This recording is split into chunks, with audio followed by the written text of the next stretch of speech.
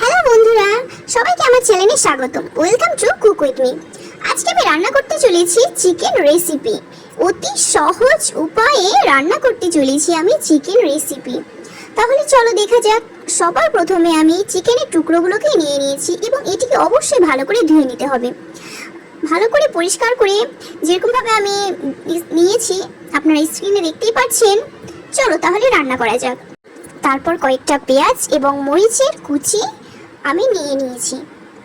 চলো তাহলে আর দেরি করে যাবে না, চলো তাহলে রান্না করা যাক অতি সহজ উপায়ে চিকেনের এই রেসিপিটা। এবং আরও যেগুলো কিছু দরকার, মশলা, হলুদ, মরিচ, জিরে, এগুলো আমি সব নিয়ে নিয়েছি যেরকম দরকার হয়। তারপর গ্যাসে কড়াইয়ে এই পেঁয়াজ কুচি আর মরিচ কুচিকে তেল দিয়ে ভালো করে ভেজে নিলাম।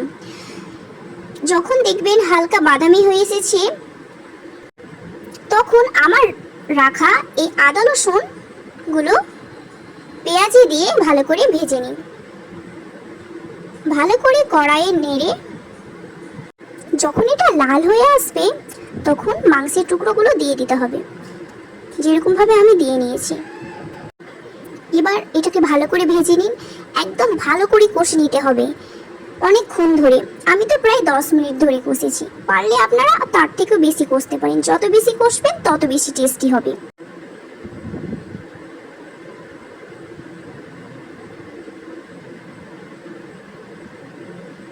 পর 5 মিনিট পর এটাতে কিছু জল দিয়ে দেবেন, দিয়ে এটাকে ঢাকনা দিয়ে রেখে দেবেন। এবার যখন দেখবেন এটা এসেছে, তখন এটা হয়ে গিয়েছে। এই তো রেডি হয়ে গিয়েছে আমাদের চিকেনের রেসিপি।